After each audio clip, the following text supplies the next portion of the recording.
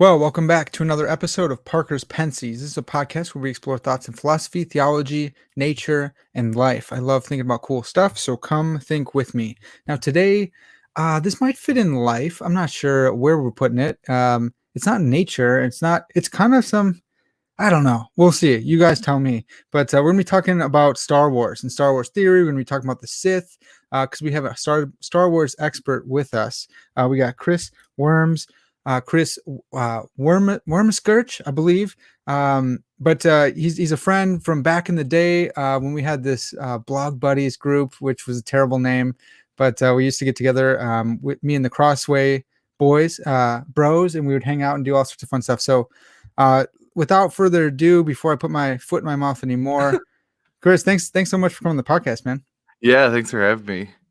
So I've been getting more into Star Wars like theory, Star Wars legendarium, whatever. All these are technical terms now, but I've been getting into that stuff because of Mandalorian. Because a couple years ago, I was supposed to be raising support for my ministry, and I would get really down on myself, and I would just watch Clone Wars just on repeat, and so it was just in there deep. And then because of Mandalorian, all that Clone Wars knowledge is starting to really pay off. So people texting you being like, "Hey, so what's this black lightsaber?" And right, you're like, right. You don't even know, man. Yeah, and it's been so much fun to watch. So I mean, it's a fun show to watch. But when you first saw that black lightsaber or the black saber, the dark saber, sorry, it like blows your mind. Because you're like, wait, I know that thing. What? Yeah, the you're like, heck? okay, this is Yeah, in here. Yeah. yeah, And I was watching it with my family, who like my mom's got a pretty good maybe higher than average of the movies. okay, So she's like, I know that's something, yeah, but I'm like, that's like something. And they're yeah. just sitting there like, well, that was a fun episode. Yeah. I'm like, oh no. Seriously. Well, okay. So before we jump in too much and nerd out extreme like we're going to, uh tell us a little bit about yourself. Yeah, what do you do? What have you done? And then we can get into the Star Wars stuff. Yeah. So primarily, well, up until last summer, I would have characterized myself first as a student. So I Yeah. just graduated with the MDiv, and all my hopes to continue that process were kind of dashed by COVID Hmm. because, if you're in the middle of it, you just adapt. But I Right. just felt like this was not the time to start anything else. Right. So kind of taking this year to work. I work at Crossway in sales. Hmm. We've you know all the students from Elmhurst crew, so Yeah. I've really stepped up with the crew of students at Elmhurst. Yeah. It's Been awesome. preaching with them for a while, getting to know a lot of those kids. It's a great crew. I love them, pun intended. I Crew. love Yeah. them a lot. So, and the way they've been able to adapt has been insane. So Yeah. that's been a lot of it. This year it's just like ministry from home and working from home. So Right. just like everyone else, but Yeah. Yeah. Yeah. Yeah. So that's huge. So you got your MDiv there. And when I first went over to your house, I looked at your bookshelf and I'm looking for theology books, and I was looking at the wrong one because I'm seeing all these Star Wars books. yeah, Uh, yeah. where did that come from, and how did you get into Star Wars? Well, now if you can see behind me, they're touching, so you can see them at the same time. Finally. Yeah. Yeah, I have one in the middle. That's the one that keeps my theology books and Star Wars touch from touching. That Good. way they don't burn on fire when the idols touch the Bibles. That's right. That's safe. Yeah. But yeah, it was one of those things where it got me early enough. I think the first time I remember watching it, I was staying the night at my cousin's place. We were trying to find a movie to stay up all night, and we put on the Star Wars movies. And it was like VHSs. I remember he's like, dude, this animal's gonna get its guts ripped out during episode 5. And I'm like looking away because I'm so young.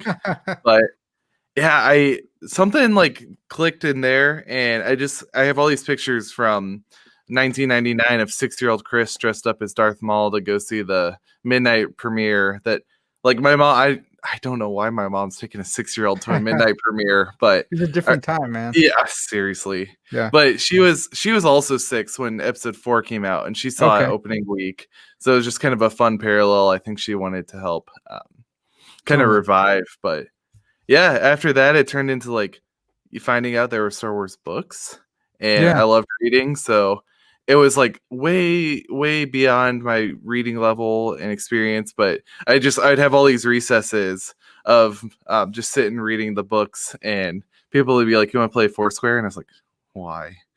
No. That's so So good. yeah, Well, did the books come after the original movies? yeah. So the first book comes out so the movies New Hope is in 77. First book Mhm. is in 78. The Okay. first non-novelization, so it's right there. Okay. And then it pretty much until,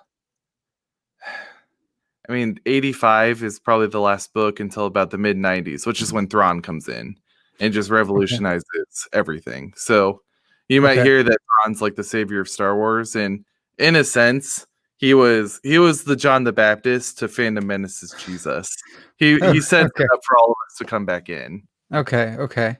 So, oh wow, that's interesting. Okay, wait. Who's writing these books? Is it Lucas or is it ghostwriters or is it a part? Yeah, so the first one's attributed to Lucas, but it's a ghostwriter, Alan Dean Foster, who, if you've ever read like the Alien novelization, he wrote that. Mhm. He's kind of like, when you go to Half Price Books and you just see a big pile of sci-fi books all with the same author, and you've never Yeah. heard of any of them. Yeah. Yeah. That's Yeah. the type of author that he is. Okay. And now, are So. they good or is it just pumping them out? Oh goodness, they're never going to be like on a literature class, I don't Okay. think. So, I mean, there are some pretty good ones, and like a lot of New York Times bestsellers do come into them, but it's also one of those things where if you're not one and you write a Star Wars book, you get put on the list because you wrote a Star Wars book. Right. Right. Right. Interesting. I What it's come down to now is it's a lot of fans for good or for ill, whereas like they like Star Wars, so they're writing Star Wars. They're excited to. Oh, okay. But there's some that's just like truly, like just truly bad. Yeah. It runs the gamut. Okay. um, Yeah. you have to be into like licensed fiction, I think. Okay. Uh, okay. So here's another thing that's changed my perspective. I started getting a lot, like reading a ton of Philip K. Dick. I love Mhm. PKD. Love that. And I started thinking of Star Wars as like sci-fi. And I was like, that's weird. It's not sci-fi, but is it sci-fi? And so like, what do you think? Is it science fiction? What do you think? This is again one of those things. It depends on who you ask, because Okay. some writers are going to lean into the sci-fi super hardcore. Yeah. So, thinking of, oh man, there's like one author, James Luceno. He's like got this brilliant technical mind. He should be writing like Air Force manuals. I actually think he did. But Okay. like you hear all about the inner workings of an X-wing and how it works in space. Yeah, yeah, But yeah. like, are you familiar with The Expanse at all? Yeah, I just started watching a little bit. Okay, so without spoiling much, you know how physics actually plays a really big role in The Expanse? Yeah, I should have been paying attention more. Well, Yeah, sure. like when they can't do hard stops in The Expanse because they're gonna Yes, slam yes, against yes. the wall and That's been die. pretty sweet. Yeah, I've Yeah, noticed that. yeah. That's not Star Wars. So Right. in that sense, there's like the science part is just kind of out. It's Yeah. you hand wave it all away. Like there's Yeah, there's some sounds and gravity fire and in space kinda space. stuff in the, Yeah, one yeah, of the new ones, yeah. yeah. All the bombs Um, dropping, falling down. Unless that oh, was continuing its inertia, I don't know, but yeah. well, that one they say is magnets. Like Oh, they're okay. magnetically pushed out of the ship and then Yeah, they that's not clamp. so bad. Just Yeah. magnet. Okay. But there's some that go like, if you, I know this is so basic, count Lord of the Rings as fantasy, Mhm. like your benchmark for fantasy. It gets a little more fantasy-esque, but not in Yeah. like a lore way, but in a hand wavy way. Oh, Like okay. we're gonna go like in one of the late books, 2014, Luke goes into the Force in his mind and finds this fount of knowledge where he mystically sees the future. And like, Hmm. how does all this work with the energy field? And yeah, they're not gonna say. They're gonna Yeah. call it the Force and move that question off Yeah, the table. force covers a So lot of yeah, things. yeah. Okay. So it's sci-fi as much as it's sci-fi in the sense that sci-fi is a nice little hand wave. Yeah. It's fantasy as much as fantasy is a hand wave. Yeah, So okay, okay.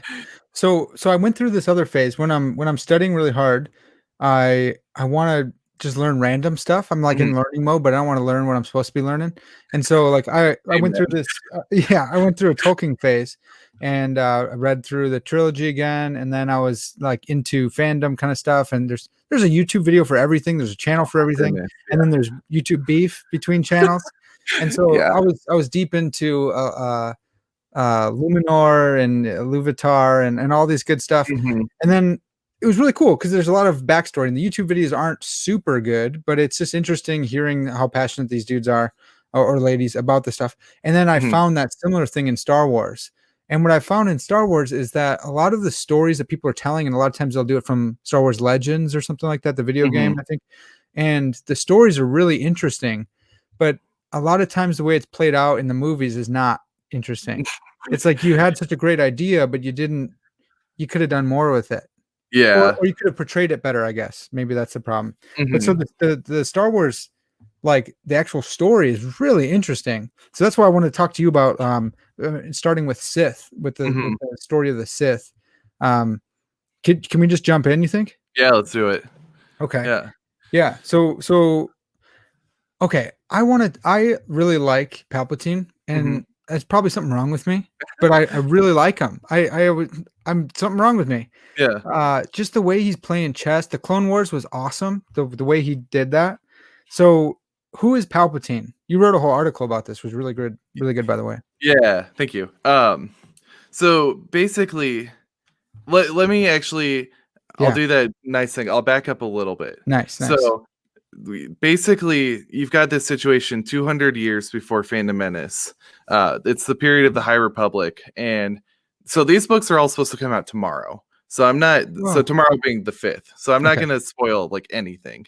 I technically like you have no one's had a chance to read them. So for me to say anything. Oh, cool, So, cool. basically, the problem is like hyperspace lanes are being developed 200 years to get Ah, you out into the frontier. So, mhm, 200 years before the movies, there's like, Lewis and Clarking still going on. We've got about half of the galaxy, and now it's moving out. okay. So, a huge disaster just knocks off all chances the Republic has of traveling. So, if you think about even 200 years ago in like our history, that's America's still a baby. Yeah, So to give us a little context, like 200 years sounds like a lot, but even for us, it's not. So yeah, you've got all of this, like all these problems brewing around hyperspace lanes and trading. So you're like, oh, this kind of sounds like the Phantom Menace's crawl. yeah, So actually, yeah, like the Phantom Menace is like actually once you understand it, everything else kind of falls into place so much better. okay. So he comes up on Naboo. He's kind of like this he's like an aristocrat of sorts in the sense that his dad's super rich and it gets him into politics. And And his dad he didn't wanna be a politician, but Palpatine, like, wanted him to or something? yeah, Okay. yeah, and um you get this sense that Palpatine also killed him at some point. Yeah, uh, so at some point Palpatine's like coming up in Naboo's power. okay. And so he's not on the galactic stage. And it's at somewhere at this point that Darth Plagueis gets a hold of him. He senses his like anger, his desire for greed and power and lust, and it kind of takes him under his wing.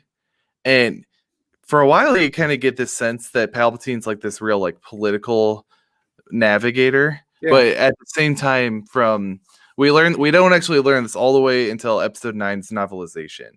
So okay. this is March of last year that Palpatine or Plagueis is also teaching Palpatine all this alchemy and all of these like ways to extend his life forever. Because the tragedy of Darth Plagueis is he wants to extend his life, Right. and Palpatine kind of hints, oh, he might have figured this out, Yeah, and it turns out actually he's gotten really, really, really close. yeah, okay. But when Palpatine kills him in his sleep, it completely just knocks off any chance that he has of actually doing it. Did he crack it, you think, before he was murdered? Well, Palpatine does. Okay. So maybe So it's Plagueis close did. enough or Yeah, yeah, yeah. okay. So we don't really know where the fall, like how Plagueis doesn't get there. Yeah, Um, we just kind of get this idea that he's involved up until about Phantom Menace. But so in the Legends canon, before Disney takes over, he's involved all the way up until Episode 2. But okay. as far as we know now, he's off the table a lot sooner. So Interesting. So Disney changed all the legend stuff? yeah, so I mean, this is like hundreds of comics and novels, like, and they want to make movies and TV shows without having to worry about it. So, like, for context, you wouldn't have Mandalorian without this wipe because at the Oh, same time, the Solo kids, the three kids of Han and Leia, are growing up. They're getting kidnapped weekly. Sith lords are always over them. the Hutts have developed a super like Mandalorian just wouldn't be able to happen. Okay. So if you like Mando, you're probably thankful Disney cut it all. Were people pretty upset by the wipe? Yeah. Okay. Yeah. Just years and years of Which lots of it's money. like it's all fake, so you can still read them all, but Right. whatever. Yeah. I'm not gonna bully anyone about that. Yeah. But Yeah. so anyway, you've got Palpatine. He's on Naboo. He's rising in political power, and he's kind of working with the Trade Federation. If you remember the Nemoidians, the alien frog species, he's really just riling them up. So the Republic is taxing them. They're trying to trade on the hyperspace lanes, but they're getting taxed to death because, well, I mean, they're a corporation. You need money. You don't tax planets, you tax corporations. That's the thought, right?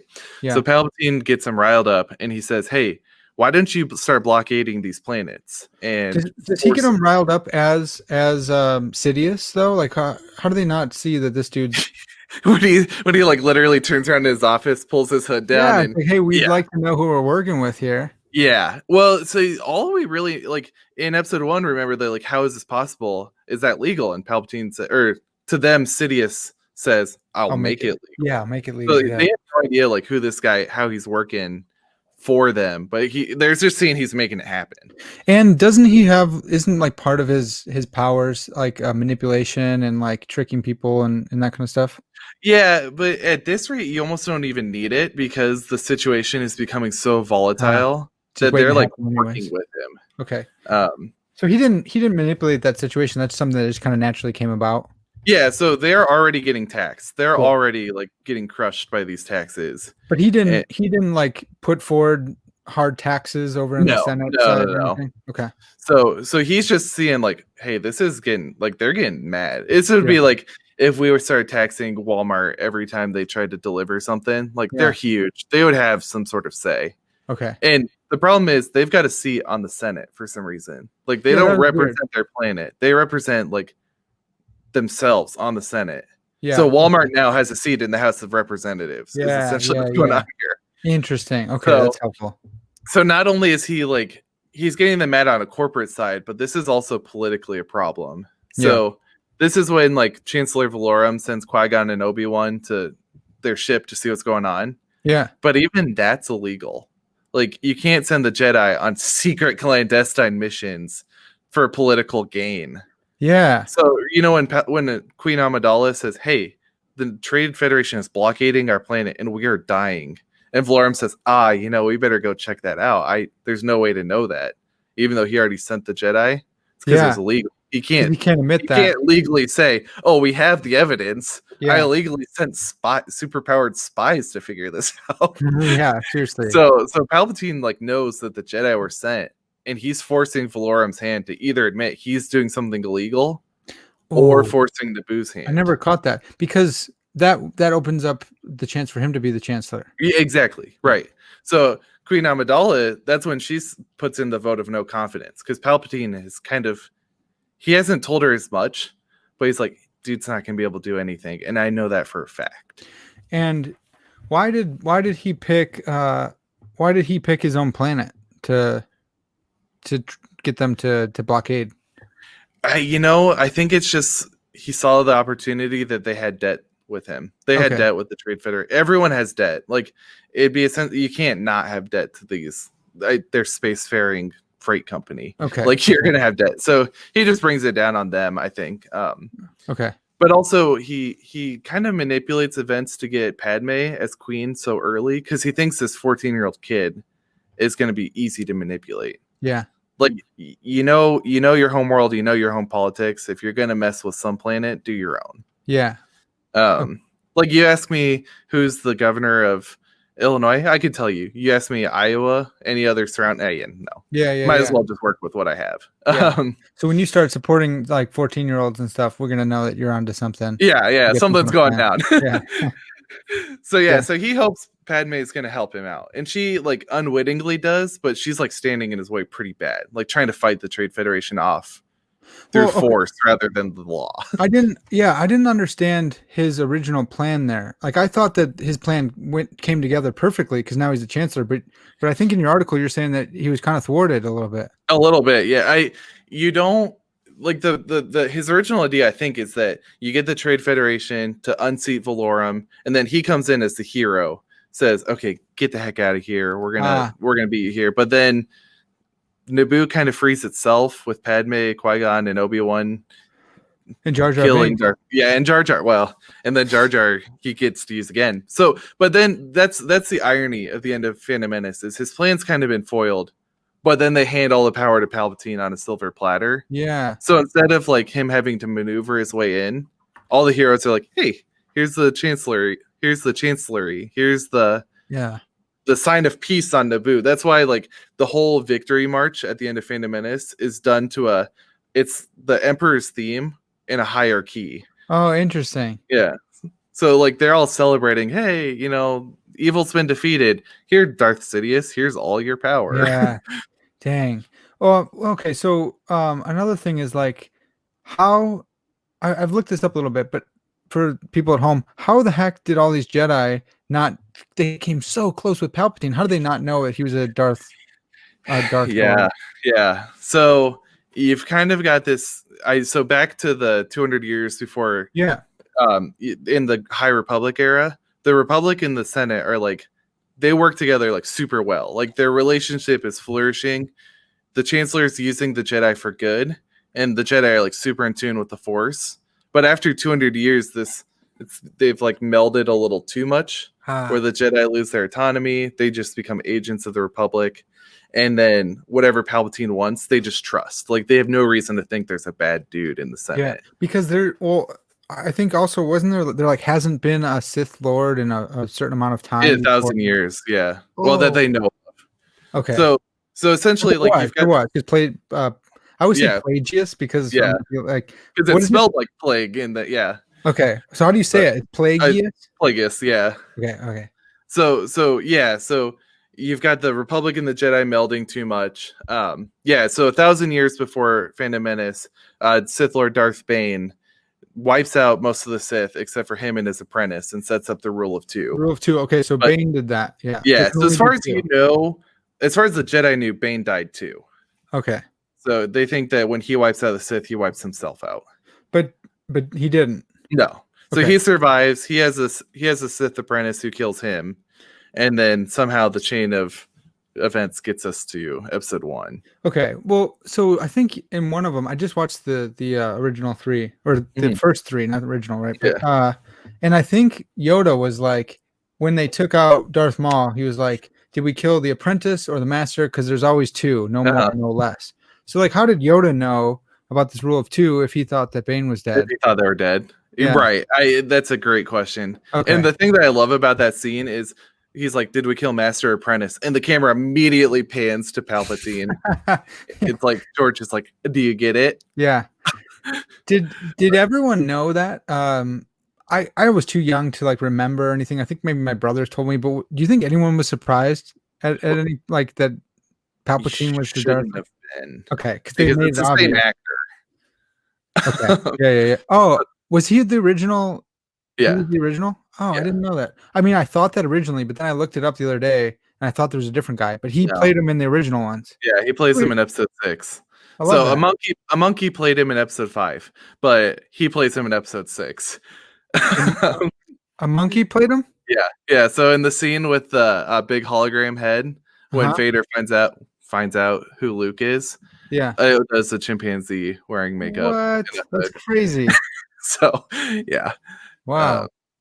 It is kind of crazy, but you should have known if you're like kind of paying more attention. But they still want to play it a little under the current. So if you don't know, you're not going to accidentally find out. Okay. But, so the third, so they, there's no Sith for 1,000 years, and Yoda's born right after the Sith kind of are wiped out. So, totally. Yeah, he's like 900 years old. Yeah, so it's only been 100 years since Bane, so he could have just still heard.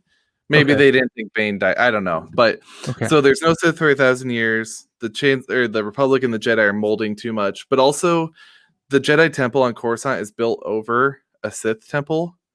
So Whoa. about 5,000 years before episode 1, there's a war on Coruscant where the Jedi kill a bunch of Sith who built a temple.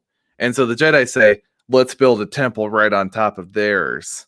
So they force the temple underground, build theirs on top. So like the darkness like creeps up. And there's a novel called Tarkin where Palpatine builds his office in the basement of the Jedi temple Hmm. because that's where the Sith temple is. And he's like seeing the future and he senses something in the unknown regions, which we Uh-huh. know now is Exegol. He Yeah. like senses all the Sith out there, but he's under the Jedi temple doing it. So it's Is like, that like official canon, or is that? yeah, Oh, interesting. That's crazy. Literally growing up underneath from. literally right Yeah. on below him. Yeah. Wow.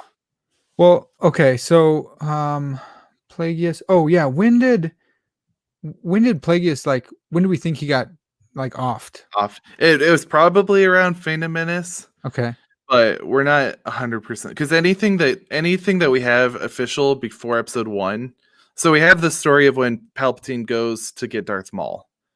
We have the Yeah. time where when he tempts Dooku. Like, so there's this story about he goes to Dathomir, he meets Maul's mom and takes Maul away. We Yeah. also see him talk to Dooku during this crisis on Dooku's home planet and says, hey, why don't you leave the Jedi? Wink, wink. And Dooku's like, oh, I don't have any reason to right this second, but, call me. Yeah. But we don't hear about Plagueis during any of this. So as far Okay. as we know, like, it could have I would imagine it's around episode 1 because you start getting too many, like, apprentices and Plagueis is going to be like, excuse me, like, Yeah. Right. what's going on here? Yeah.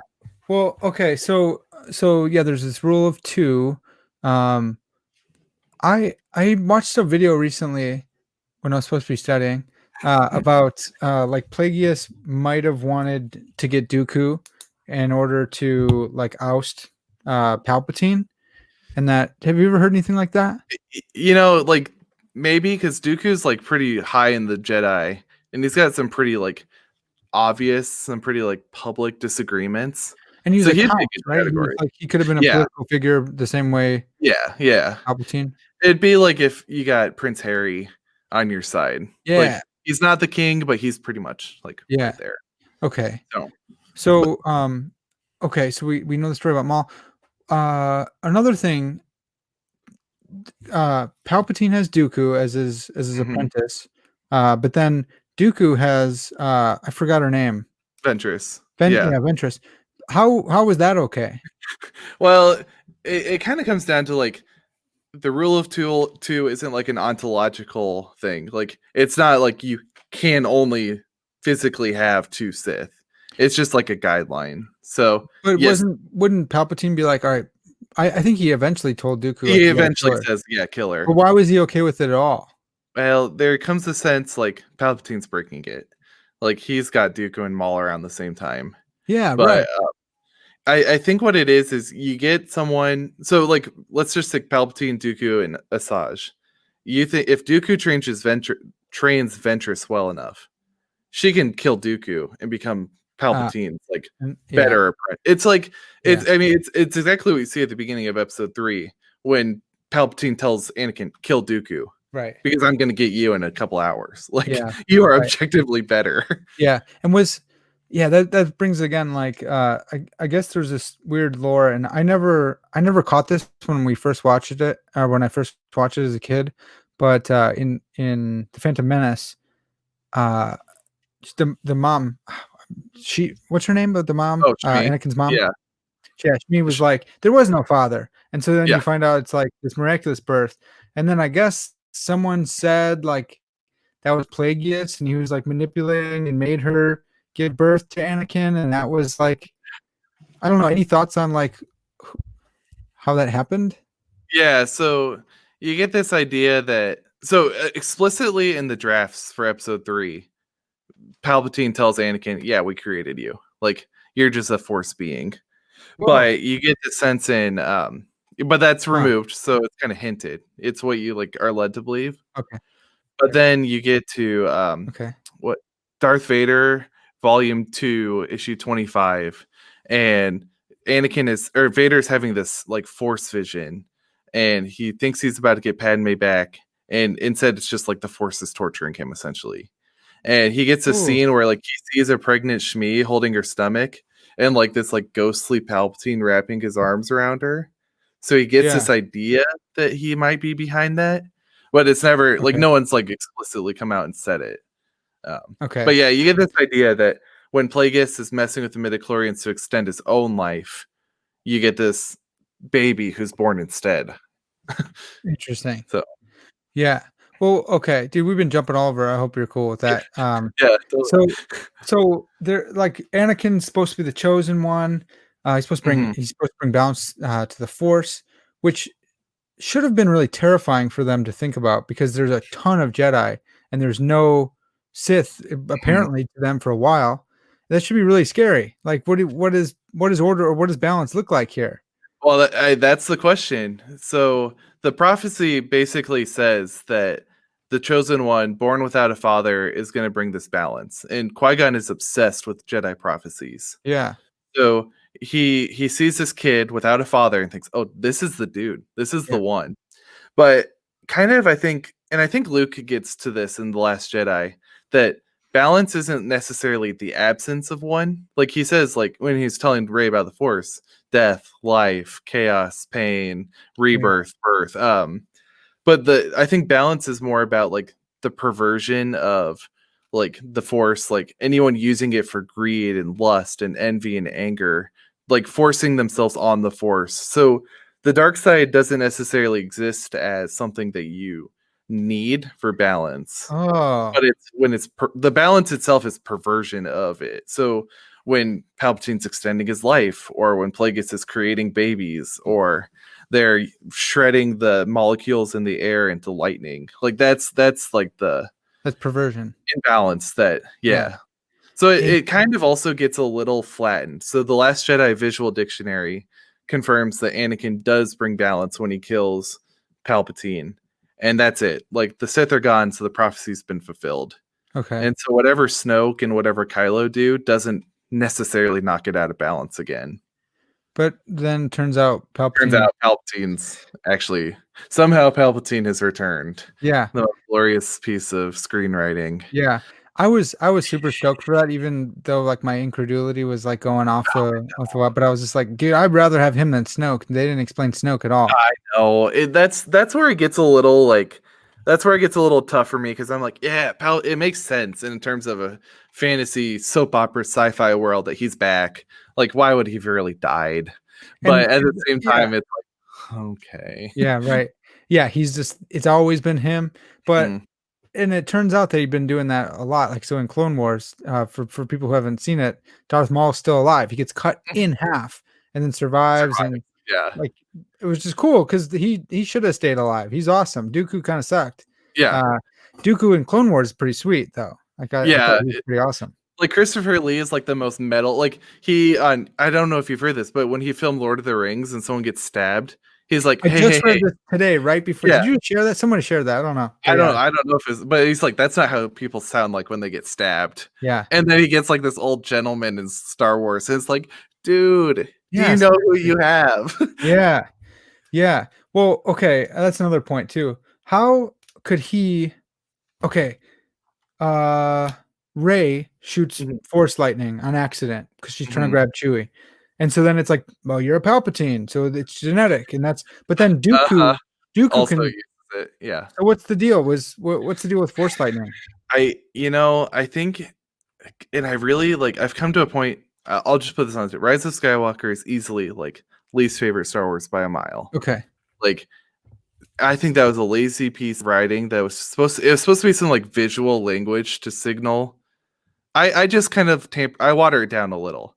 It just shows that she has darkness in her, in my mind. okay. Doesn't prove it's not her 23 and me that's for she's 50% force lightning. Right. Like, cool. But yeah, I think what it is it's just this idea where you like just you electrify the molecules in the you're like fry it. Like everything about it is like killing and death. So you're Ah, just killing the air, turning it into like lightning and trying to shock someone's system. So yeah, Palpatine gets it, or when Dooku gets it, it's just like, oh, he's a bad guy. He uses the same thing the Emperor does. right. And then Episode 9 says, well, that's actually proof.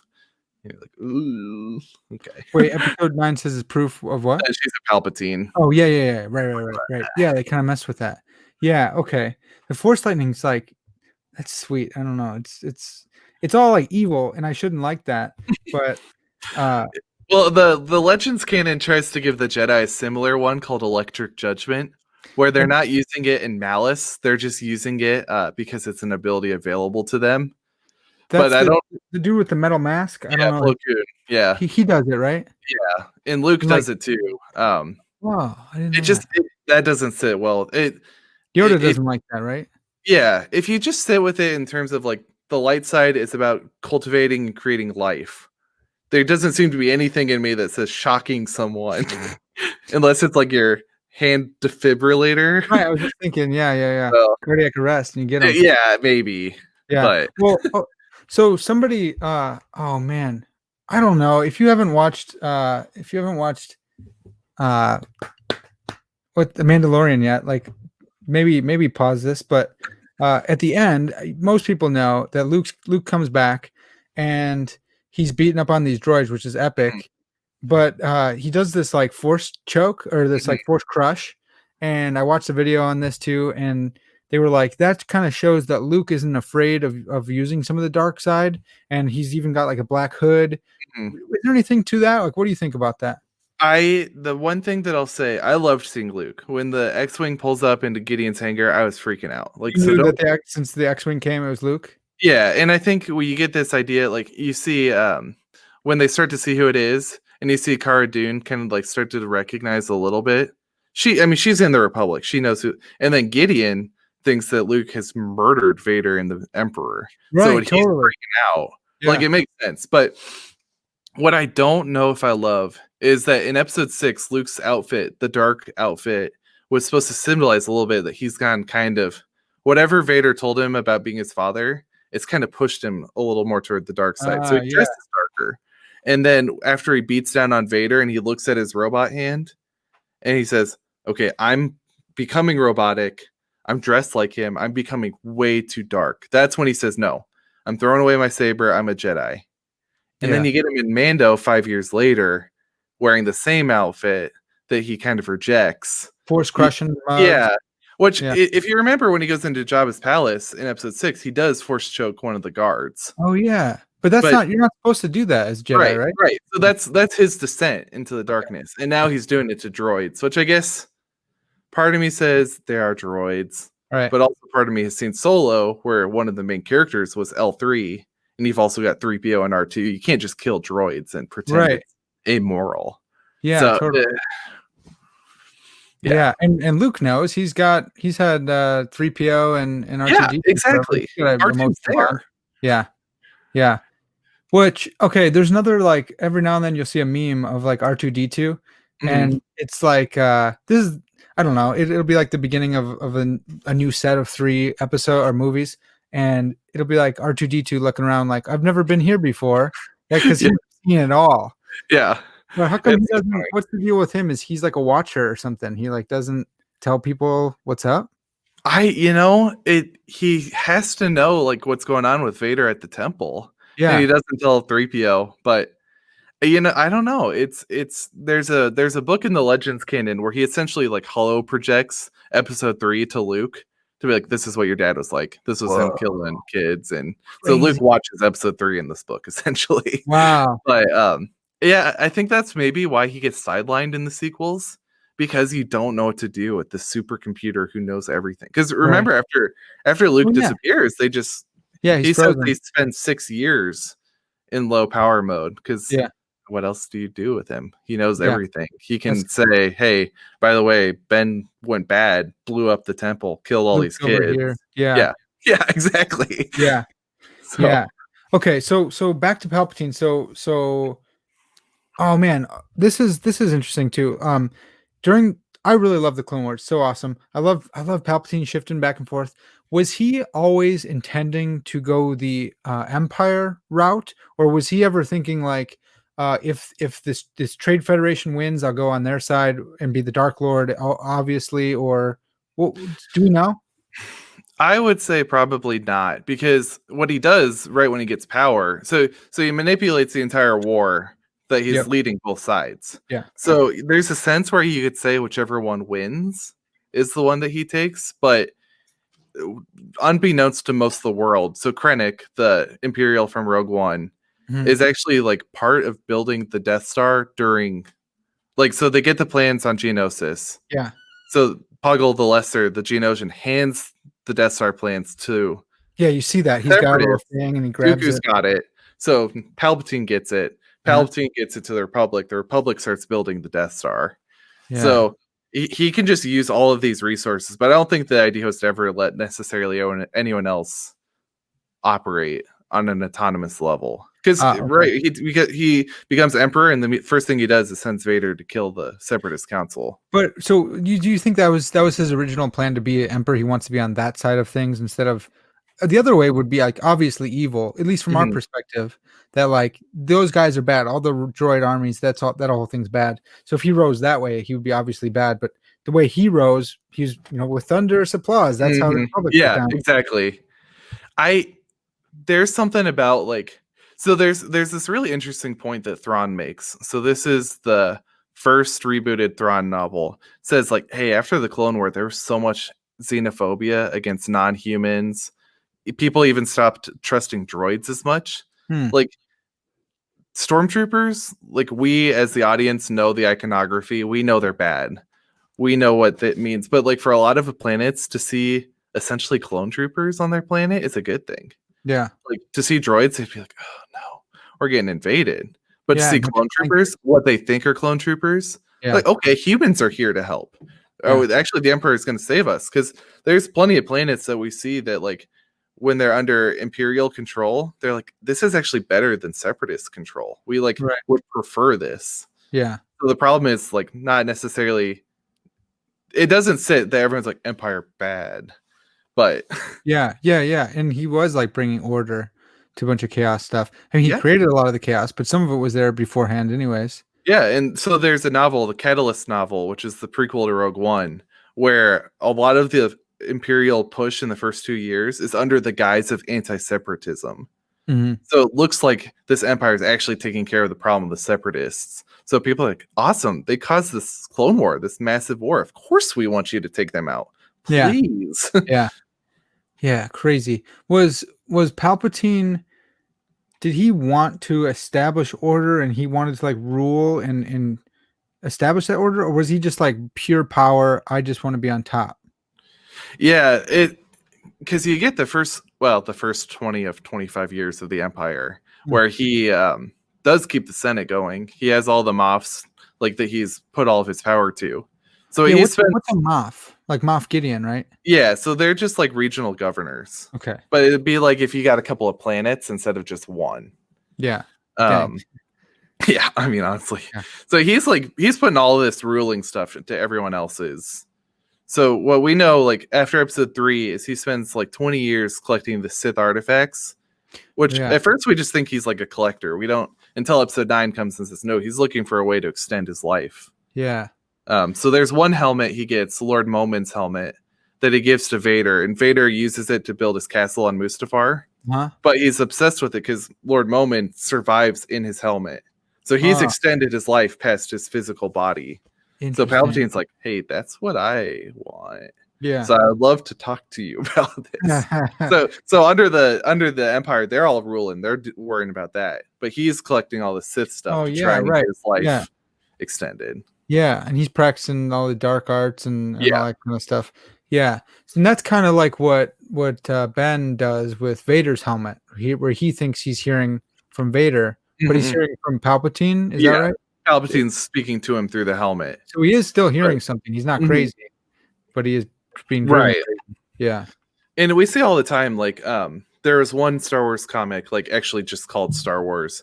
It was the 3rd annual where Luke finds like 2 lightsabers, and they're Sith sabers that are still infused with like the Sith Lord's anger and his hatred. So like Luke starts to kind of get like infected with it as long as he holds it.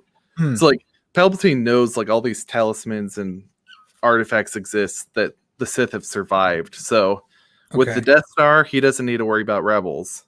He just Yeah. needs to worry about finding whatever he's looking for. Yeah.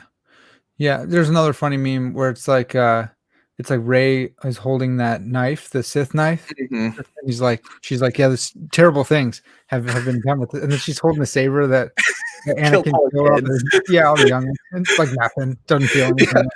This has killed 3 people. My lightsaber's killed like 20,000 kids. Yeah, right. I can't tell the Yeah. difference. Yeah. Crazy. Uh yeah, okay. So Palpatine, uh how did he not see Vader turning?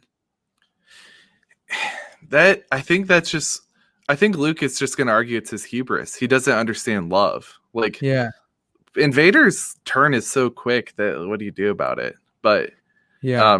for Palpatine, he's got his mind on Luke since the Death Star anyway. So all he wants Yeah. to do is like beat up Vader, call him a failure, get him to do his dirty work. But he wants Luke. Like that's Yeah. why when Vader says we can turn him, Palpatine's like, great, he's gonna Yeah. replace you. Vader's Right. like, no, he's gonna replace you. Yeah. So you Right. it's the same thing like when Snoke is taunting Rey before Kylo cuts him in half. He's like reading his mind. He knows that Kylo is about to kill his greatest enemy. He just Yeah. doesn't realize who that is. Yeah, that is epic. Yeah, let's go with Snoke. Like, was he even his own like consciousness, or was that Palpatine the whole time in there in that body? Yeah, it's a great. So there's clearly a few Snokes. I mean, you saw Right. the vats of Snokes, Yeah. but as far as Ben is concerned, he's only ever interacted with one Snoke, Okay. and this Snoke has lied to him, told him like, "Hey, Luke is the one that did this to my face." Oh, I Um, didn't know that. Okay. Yeah, so this is in the Rise of Kylo Ren miniseries. He says Luke did this to me, and Kylo's like, Ben's like, shoot, I just like tried to kill that dude. You want me to go back? So like Snoke kind of operates with this idea that he's a puppet, but he doesn't really say to whom, and he kind of is somewhat. He seems to know what Palpatine knows, like in Episode 7, where he's like, hey, if this girl is really who you say she is, bring her to me. Because he Yeah. might know that this is the girl that Palpatine's been looking for. This Yeah. might be his host's granddaughter. So he's got like it's kind of a weird blurred. He's kind of his own. He's kind of Palpatine, and he Okay. never really sits in a good. So So when you say he gets killed, like he doesn't get a lot expanded on his own because, come to find out, on Exegol he doesn't have much. yeah. Which stinks when you're watching it in real time, 3 or 2 years apart. Yeah. But now Yeah, it yeah. makes sense. Right. Okay, so then another thing about Exegol, that's like the Sith world. That's one of them, yeah. Oh, there's more than one. Yeah. So they set up camp on one called Moribond Okay. way back in the past, and that's where all the Sith, like most of the ancient Sith lords, are buried. And Yoda goes there when he learns how to become a Force ghost. But then Yeah, that's in the end of Clone Wars, yeah. So there's also Exegol out in the unknown regions, which is just it's impossible to get into. Like it's just the space is so untravelable that you can't get there. But Okay. turns out there's a ton of Sith out there just waiting for someone. And Palpatine's like, "That's me. You're waiting for me." Yeah. Well, that's what I was going to ask. Like, what are they? Are they like ghosts or what? What are those? All that? There's a whole bunch of them. Yeah, that's one thing that I don't know if the movie visually communicated well. That they're the ones who built those fleets. Like so they're Okay. people.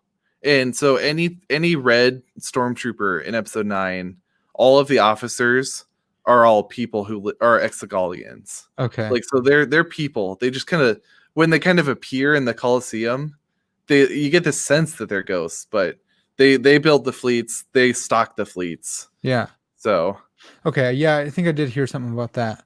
And yeah, that's good. I didn't like that like the whole fleet was equipped with like star killer thing. yeah. What was why did they do that? It's so you get this sense, and I'm just going in the story one. There's so many reasons that I could dump on the writers about that I won't. Yeah. But like so in Rebels, there's a ancient Sith temple on Malachor, and Palpatine actually takes Maul back there when Maul's a kid, and they find all these dead Jedi. There's like some war between the Jedi and the Sith that happened there. And it turns out some Sith Lord built a super weapon in the Sith temple that Palpatine tried to get with Maul, and then later tries to get again with the Inquisitors. So he's got this sense of super weapons his whole life. Okay. It just so happens that like the Death Star gets handed to him. He builds a second Death Star. He wants to build it into Ilum, the place where the planet that Starkiller Base is moved into. Yeah. And then I guess he's like, well, what if we made a mobile? Yeah. Like that's the thing is once you do two Death Stars and Planet Death Star, how do you make it bigger? That's totally true. Yeah. Okay, so let's talk about that though. Let's talk about how did Palpatine come back? Like what happened there? Yeah. So the movie Beauregard says, cloning, dark magic, Sith secrets only the Sith knew, and that was the movie's explanation. Yeah. So you get this. I think what you get is when Palpatine falls down the shaft in the second Death Star, and you see the blue smoke erupt after him. So Rebels has a scene where he uses an ability that looks like that blue smoke. So they're kind of like backloading in that something about that's important. So the idea is he gets out of his body quick enough, and lucky him, he's got all these clone backups, just waiting to take his body. So of his body, his own clone. Yeah, even so, the Rey's dad, the clone, is one of them. Even though it doesn't look like him, but Rey's dad is a clone of Palpatine?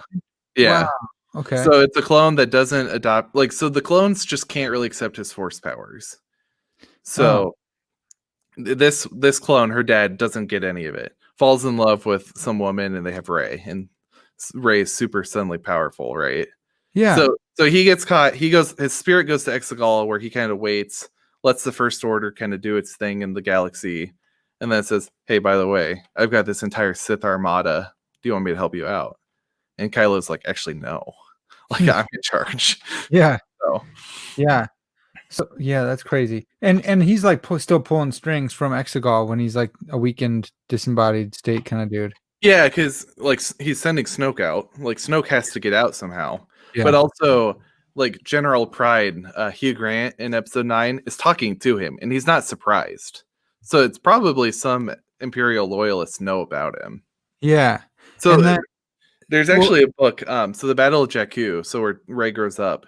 So a year after Episode 6, there's this like crazy Sith like devotee. He's not a Sith Lord. He just like loves the philosophy. He has this idea that Palpatine's back, and he tries to bring him back using his own like Sith alchemy. Because he kind of knows like these artifacts should help, and he sacrifices his life to try and bring him back. So some people kind of have this idea that he's not gone somehow, some nebulous, vague impression of what it means that Palpatine's still alive. Yeah, that's like reminiscent of Harry Potter a little bit. Yeah, it's like the Death Eaters are waiting kind of for Voldemort to come back, but they've kind of given up. Yeah. Okay, so I meant to ask this too, dude. I've been so scattered throughout this whole time. So is Moff Gideon? I know this is really random. Is he Moth over Mandalore? That's the question. Okay. So, and like anyone who holds a Darksaber is the Mandalore. So effectively, he up until Din beat him, he was Mandalore. But if someone else was Moth over that planet, it'd be like, well, dude, I have the Darksaber. Like, I mean, that would be like religious, like cultural ideologies against imperialist ideologies. So that itself is yeah. But so like in Imperial law, Moff Gideon is the leader. Okay. And under Mandalorian law, now Din is. Yeah. So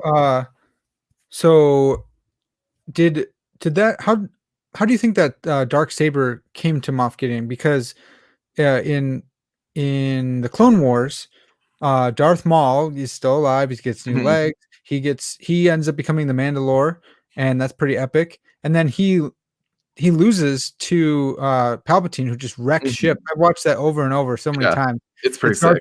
Darth Maul and his brother versus Palpatine. It's like my favorite thing to watch from all Star Wars. Yeah. And then he loses, but you don't really see like Palpatine take up the Darksaber or anything. So where does it go from there? So you find out in Rebels he still has it, Oh, and he keeps it in his cave home on Dathomir, and then some rebels end up getting it to Bo-Katan. So huh, Bo-Katan has it for a while, and then somewhere between Episode 4 and Mandalorian, so about 9 years, Gideon comes in, gets the saber, and leaves. okay. And so that's like, what is it? The Night of a Thousand Tears that they reference. There something happens Yeah, where they all during die. the original trilogy where a bunch of them were hurt. So Okay, we haven't seen that as far as we know. okay. Another thing was pretty cool, but I don't think they actually showed like a showdown. But you have Dooku, and I think it's in a comic or something. He's like Force Lightning Maul after he's defeated by Mm-hmm. Palpatine, and that would have been a sweet thing to see them like battle each other. Who do you Yeah. think would have won between the two? Well, so that was a canceled Clone Wars arc. So they Okay. took what was supposed to be 4 episodes and turned it into the comic. But the whole idea was that Darth Maul's mom, Mother Talzin, for the witch from Clone Wars, was trying to take over Dooku's body. And so she kind of teaches Palpatine, hey, All you can right. actually like take bodies. So Dooku's just there to like shut him down, but turns out Maul has all these Mandalorians, all these Yeah. crime syndicates. Like he's got his own army. So by the time we get to Solo and Maul is in charge of the Crimson Dawn, like it makes sense. Like Yeah. I someone who won't be named because they might listen to this went to see Solo with me, saw Darth Maul alive in Solo, and was like, Oh, "Well, how is this before Episode 1? They're is stormtroopers." is And I'm like, he? I haven't seen Solo yet because "Oh, I didn't. spoilers." Well, I didn't think it was going to be interesting, honestly, because I didn't. I really like it, and Is, that's not just me because I like everything. Like, do they show Darth Maul? I yeah, haven't seen anything on the internet even about that. yeah, Wow, that's pretty sweet. Is it the same guy? yeah. Because that dude's sweet too. I've seen him with like a lightsaber at events and stuff. Oh yeah, He's awesome. He's like yeah. he's epic. Okay, so now I want to watch it because that's worth. If there's no force going on, there's not even like a lightsaber. Like I kind of don't want to see it. I Um, don't get your hopes too high, okay, but okay, it's free on Disney Plus, so yeah, in there that you go. sense, it Okay, makes it. okay, yeah, yeah, yeah. Okay, we've got that. Yeah, well, who do you think's winning between Dooku and him in like a fair fight? Um, yeah, I think when it comes down to it, you don't get the sense that Maul's very attuned to the Force, doesn't Yeah, use it much. yeah, he's So like, yeah, just in the terms of like purely that, like Dooku's on par with Yoda on every sense. and There's no he's way Maul would be. well, yeah, that's okay. That's interesting because Dooku seems like he's more in tune with the Force. He can do the Force Mhm, lightning, all that good stuff, trained by Yoda. Where Maul is like this, like assassin, and mhm. he's a good fighter. But then apparently Dooku's like very good with his lightsaber. That's why it's Mhm. kind of bent, and he's like he's Yeah. like a nobleman. Yeah, but so Maul, I thought was like he's very tricky with the lightsaber. But so I don't know who's winning on that level. It's like just the whole idea of a saber staff like Maul has in general is such an interesting like Yeah. I think growing up we all thought we'd be the cool kids with like the two blades or the Right. staff or Ahsoka dual wielding them backwards. Yeah. And you just try and use one normally, it's a Yeah. lot. Yeah. But I think the thing with Maul is when you think about it, he's only got one side at a time. He can't like Dark Ray from her vision, she Uh-huh. could collapse Oh, them, yeah, that's but pretty Maul sweet. can't. You're only fighting one at a time. Yeah, yeah, yeah. Yeah, that's So interesting. Yeah. Okay, so this whole time, all these Sith are coming through and getting killed, knocked down and stuff, but Palpatine survives. mhm. Is he the best Sith ever? There comes a sense where so I think another story is good. So Star Wars Annual #1.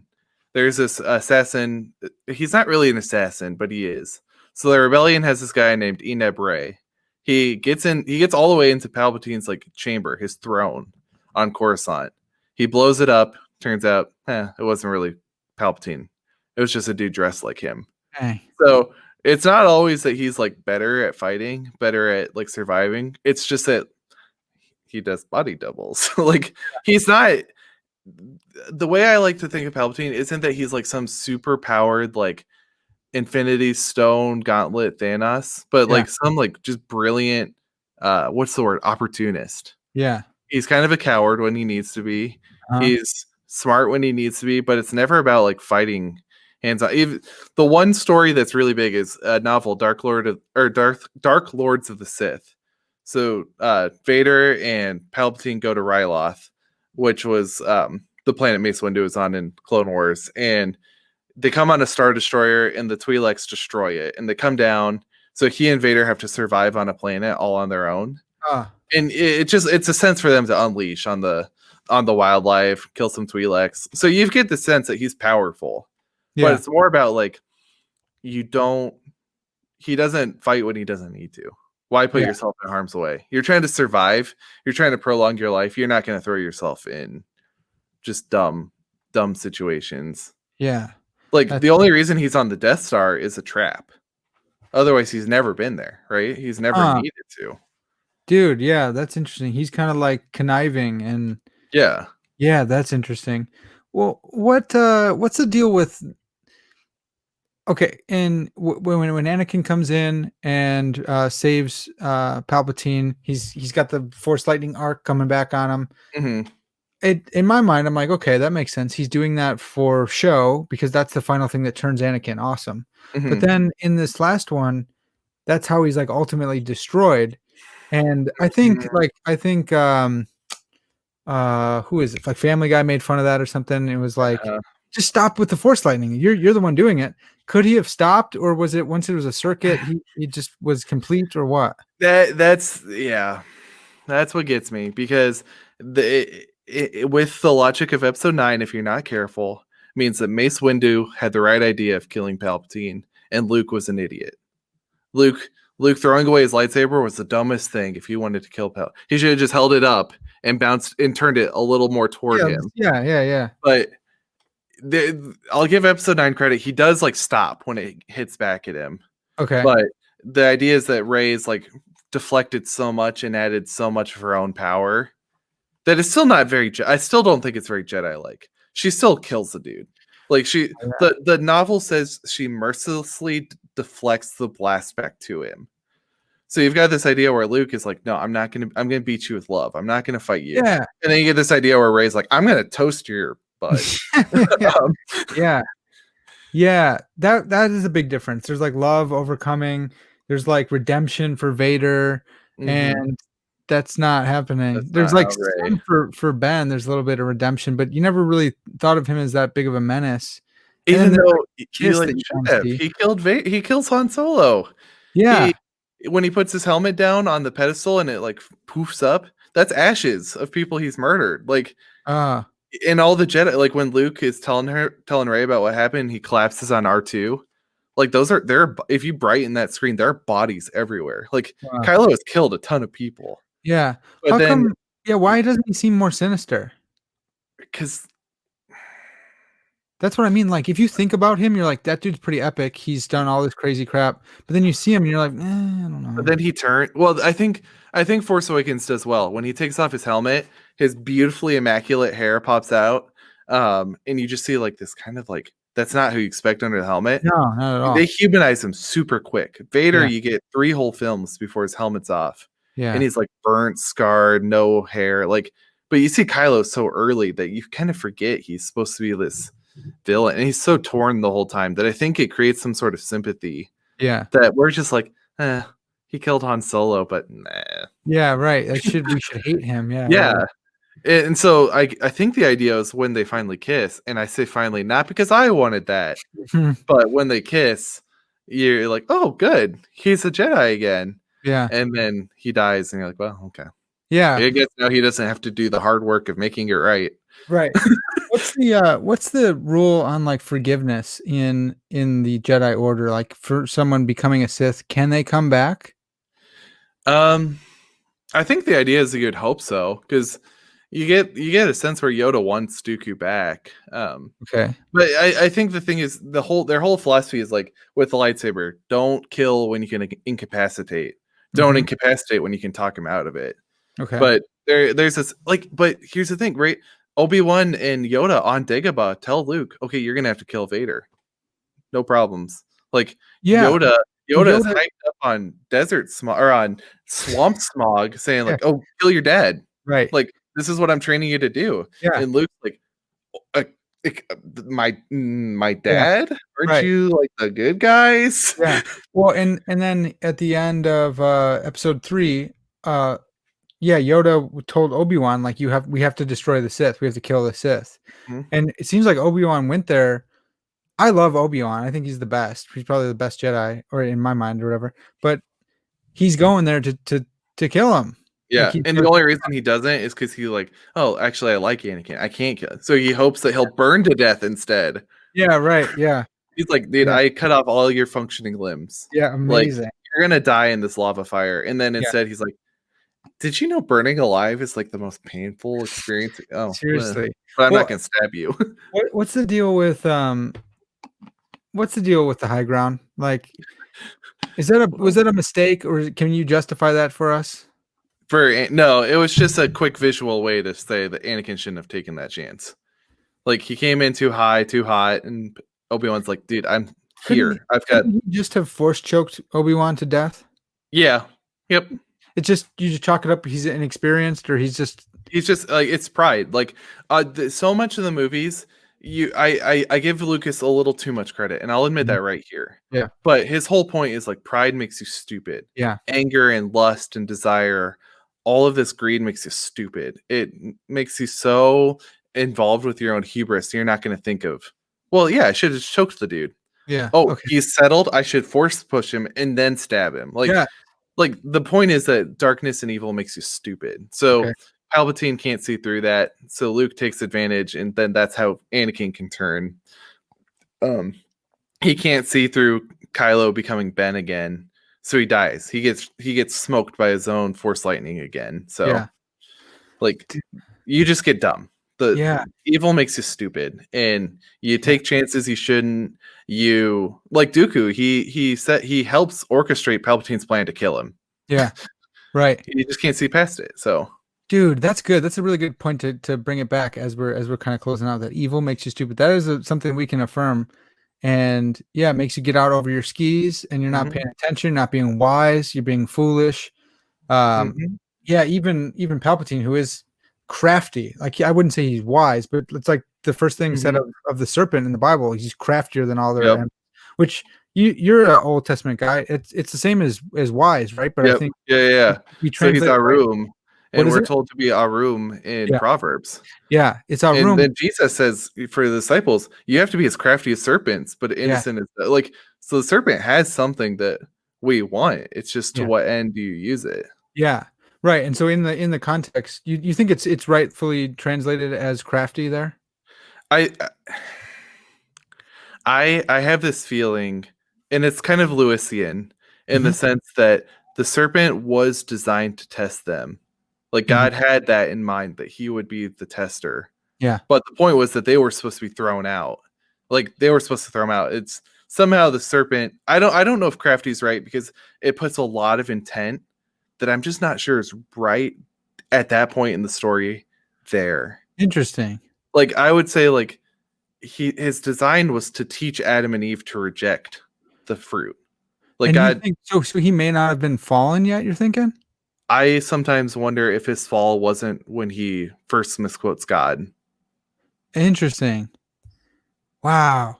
I think Van Hooser might like that. That's interesting. Wow, yeah, because Van Hooser's all about speech acts Yeah. and that he's corrupting the speech, Mm-hmm. and there's a little bit of privation going on where yeah. He's speaking So nothing. because there's no reason he's, as far as they know, maybe animals talk. I've only just met them today. Yeah. Um, Right. maybe this giant dragon angel seraphim thing is fine. I don't know, but it Yeah. should have been. He said no. Did he say he'll surely? They should have been. Oh, actually, Right. now I know he's bad. Nothing about his appearance was. Right. Um, He's probably glorious looking. yeah, Yeah. God he didn't make a gross, hideous roach thing. he only Wow. becomes a snake in the curse. Yeah. Like Yeah. so. Dang. So I don't Yeah. know. I would still have probably just done it wise, Okay. but Yeah. But so evil makes you stupid. Another Mhm. thing that's interesting in the Lewis like corpus or canon that you kind of pick up. I've heard people talk about this, but I kind of picked it up myself just through the original three. That organic is good, Mm. mechanical is bad. Mhm. Not always, right? You get R2D2, but they're kind of the exception that proves the rule. And Yeah. you get the little teddy bears beating up all the pure what's that word? Sterile. It's like Yeah. sterile and right and hermetically sealed is bad, Mhm. but organic is good. Is that a theme he intentionally did, or what do you think about that? Yeah, oh yeah. So the Ewoks were supposed to be Wookiees. It was their revenge for being enslaved. Huh. But the idea was always that like nature would have beaten technology. I think I'll take this in two ways. So Rogue One kind of says the same thing. There's the religion of Jeddah, like Uh-huh. Chirrut and Baze, they worship the Force, they practice the Force religion, and everything seems fine until the Death Star blows it up. So Yeah. you've got this sense where like Palpatine uses technology as a Yep. shortcut for figuring out the Force. Yeah. I don't need to beat the Guardians of the Wills if I can just explode them. So, and I think that kind of really ties into Genesis. Like you think about Abel when he builds his first city and calls it Enoch. Like I think the point, like you watch, the Bible goes from Eden to the city. So the point Uh-huh. is, we were always going to technologically advance. We were going to Yeah. get to cities. Right. It just seems like Cain does it really quick, Hmm. and like he's supposed to trust God's going to protect him because of the mark that he gives him, and instead he builds a city to protect him instead. That's a good point. So he's like, they're going to kill me, whoever they are, Yeah. because he's only got like two people that he knows of right now, Yeah. his Right. parents. Right. But God's like, no, I'm going to protect you. And he's like, I don't like that. So I'm going to build a wall Yeah. instead. So it's the same thing. Palpatine's like, the Force would protect me if I was on the light side, but the Death Star is going to protect me instead. Dude, that's good, man. We're making some biblical allusions here.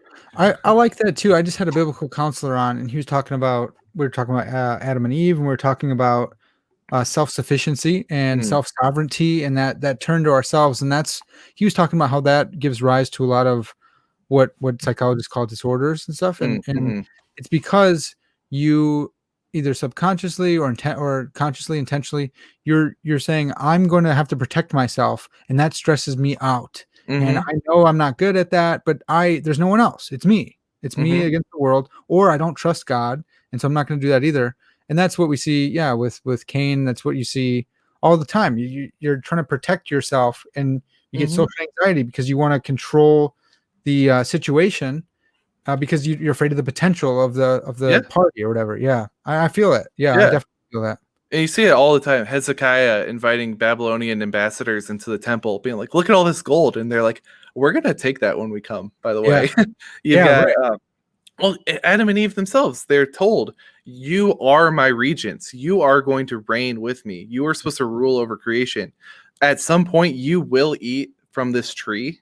Yeah, Like he says, you shall eat from every tree at some point. yeah, And like even Hebrews says that Christians can have their senses matured to discern between the knowledge of good and evil. mm. So like that was knowledge they were going to have in God's time. But Yeah, instead they trusted the snake and said, we want it now. yeah. I Actually, like that. I think that there's like a soul building kind of thing going on where yeah. God was going to be maturing them through the context, and they took the shortcut, because knowing good and evil isn't inherently wrong because Mhm. God knows good and evil, and He's Yeah, perfect. right.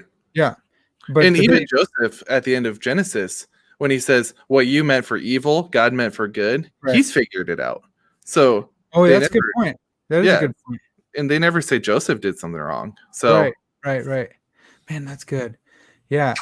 Well, man, this has been awesome. We've covered a lot of the Sith stuff, not yeah, everything, and we got in some holy stuff too at the end yeah, there, some redeeming stuff after all the alchemy talk. Yeah, yeah. Oh man, we had to kind of pepper in some theology to that's make it right. all That's right. again. Well, dude, I'd love to have you come back on and talk some more Star Wars stuff. There's a new Yeah, drop coming tomorrow. There's gonna be a whole new stuff for you to read and stuff. But I'd love to have you come on and talk about that. I'd also love to have yeah, you talk Old Testament stuff because obviously you know your stuff, and we've talked about that before. I know a little bit more now, so maybe I can keep up with you or ask you the right um, questions. But yeah. That'd be awesome. it'd be We really could, fun. especially like you've probably read Jonathan Pennington, right? I have his book. He just came out with a new one, Yeah, Jesus is Jesus the Great Philosopher. Philosopher. Yeah, he's Yeah. coming on at the end of the month to talk about that. Okay, That'll be sick. Yeah, so in youth group, we're actually going over the Sermon on the Mount. So I'm reading the Sermon on the Mount and Human Flourishing, also by him, Okay. where he translates blessed, Markion, as flourishing. Yeah. So maybe that could be like your philosophy and the Old Testament can all kind of find Yeah. some sort of, yeah, it'd be awesome to come back sometime. So Awesome. Yeah. especially since we're all at home anyway. That's So right. That's right. Yeah. I've been really capitalizing on that, but I yeah. know everyone else is having a really hard time. Yeah. Yeah. Well, awesome. This we're going to talk about it some more, but for now, it's going to have to do it. This has been Parker's Pensées, and as always, all glory to